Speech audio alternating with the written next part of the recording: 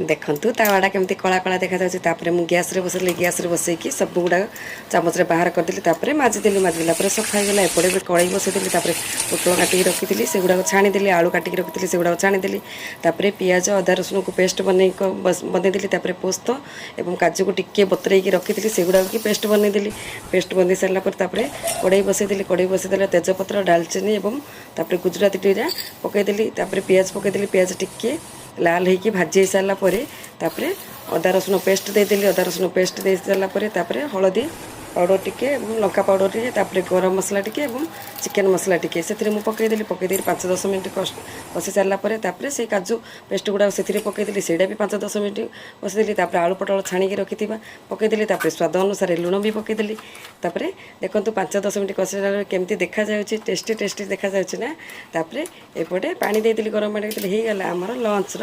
कुर्मा आलू